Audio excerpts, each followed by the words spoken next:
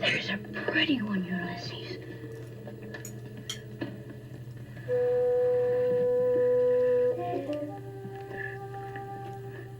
There it is. Hello BookTube, I'm Shawn the Book Maniac. Welcome back to my channel. Here I am with a review of a non-fiction book called The Inconvenient Indian, a curious account of native people in North America by Thomas King. Published in 2012 originally. This is one of the very best non-fiction books I've ever read. I absolutely loved it. I learned so much. This book is not only going to stay with me a long time, I am going to be referring back to it for the rest of my life. Thomas King is an American-Canadian writer of mixed Cherokee, German, and Greek descent. He self-identifies as an Indigenous Canadian writer, I believe, and has lived in Canada for decades. But I didn't know until I read this book that he spent maybe the first half of his life in the States, born in California, now 77, lives in Guelph, Ontario. The first thing to say about this book is that you almost learn by accident because it is written in such an accessible, breezy style. He writes with a lot of humor, and one of the humorous kind of narrative devices he uses is, and I don't know how much it's based on the autobiographical process of writing the book, but he keeps referring to his wife Helen, looking over his shoulder as he writes and saying, I think you're being a little bit too militant in this place. You need to consider this. And he's always saying, Helen wants me to mention blah, blah, blah, which is quite endearing, but is just one example of many ways that he writes such an engaging account. This is not a dull textbook. This is popularized history and politics that you don't need a degree to enjoy and learn from. But reading it is the equivalent of a first-year undergrad level in Indigenous studies. Just a fantastic book. It has made me see patterns in the lives and the politics and the protests of Indigenous peoples in North America. I see connections between things going on in the news. So much makes sense now, and the white man does not come off well. We have been complete and utter assholes to the peoples whose land we stole, and he teaches us this and makes us smile while we're learning.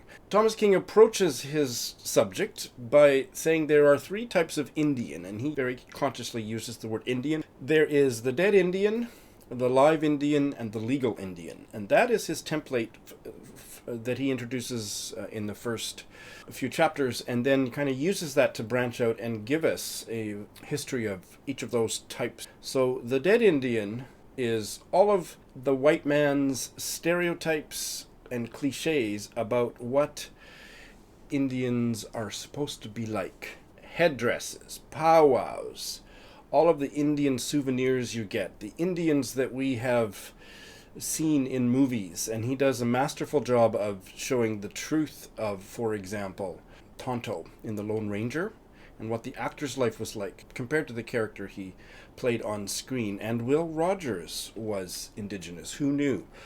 So that's all of our cultural stereotypes and the little tchotchkes, the little souvenirs, and what are they called? Dream catchers, all that crap. The live Indian is the problematic part, and he shows that very, very convincingly, and that's where the political me was fully engaged and enraged. Because it's the Indigenous people that are alive that are the problem in colonial North America. We love to celebrate all the culture and headdresses and the Olympic symbol from Vancouver, which was for an Inuit tribe that didn't live anywhere near Vancouver. But the Indigenous people that are still alive, we don't want to deal with them, and we certainly want to control their every move, and we're really good at killing them in various and nefarious ways by neglect, murder, starvation. We're just really good at it. And thirdly, the legal Indian. And so that's where he does a really nice job of showing the differences between quote-unquote Indian policy in Canada and the United States. In Canada, there are status Indians that are connected to the treaties that were signed, most of them in the late 19th century. And there are non-status Indians, which includes Métis and other offshoots of Indians who have gone off the reservation. Very much a preoccupation with who is a status Indian, status Indigenous person in Canada. That's still a thorny issue. And in America, they focused on which tribes they recognized, and then the tribes themselves were concerned with certifying or registering who was an official member of the tribe. And so there's just been a lot of preoccupation, manipulation, and genocide around all that. So I said that there were patterns, that Thomas King really connects the dots between a half dozen, maybe even a dozen, lengthily narrated examples of how we, the white colonialists in North America, have just treated the indigenous peoples so poorly. And the one example that I think speaks so much to what's going on in the present concerns of the Oregon and Washington coasts. There were several Indian tribes, including the Nisqually, the Puyallup, the Steilacoom, and a few others, that signed a treaty in 1854, the Treaty of Medicine Creek, which the colonials paid a lump sum for the land and guaranteed the indigenous people fishing rights in perpetuity. And then he goes for about 4 or 5 pages to show, despite that treaty, every generation up to the present, the white people have just completely ignored the treaty and have contested the tribal right to fish. And it's gone all the way to the Supreme Court at least once, and he details all of that. And it's not dry.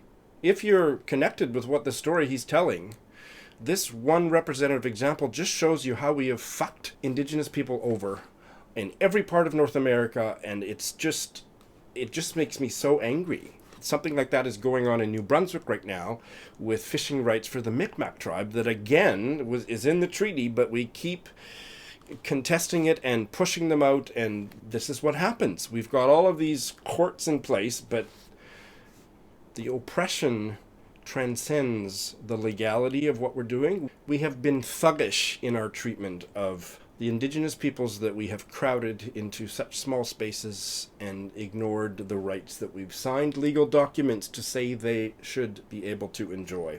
And that's just one example that really got me worked up. Thomas King in the book talks about solutions, some positive things that are happening. I was really interested to hear the way Alaska has treated various issues. It seems to be quite a lot better than how the rest of North America has dealt with indigenous peoples. Not perfect, but better. And I don't think Thomas King would say that that is the way forward for the rest of North America, but it was one example that struck me as being the fact that it hasn't been a complete fuck-up, and there is a way forward. And he's not completely pessimistic. If you think that indigenous peoples and their political movements, there's a lot about indigenous politics in here, most of which was new to me. Some I knew a little bit about. I remember it was in Tommy Orange's novel There, which I loved. I'll put a link to my review in the show notes, that I first learned about the Indian occupation of Alcatraz, I believe in the early 70s, for several weeks. And Thomas King does a really good job of talking about all the ins and outs of that. And again, he's not only valorizing it, he's poking fun at it and satirizing it as well. It's a wonderful guide to all these issues, because politics is always satirizable, and he does a good job of satirizing as well as educating the reader. I think I've talked enough to give you a little taste of this. If you feel woefully undereducated about indigenous issues in North America, this is definitely the place to start. Reading this book makes me want to go and read a whole bunch more specialized topics. But as I said at the beginning of the review, I feel like I have taken a first-year course in Indigenous issues with a wonderful professor who laughed, educated, and challenged me, and I will never be the same in terms of how I engage with these issues. We have a lot to atone for, and getting a firm grasp, at least at the beginner's level through this book, is something I recommend you consider as soon as possible. Thanks for watching.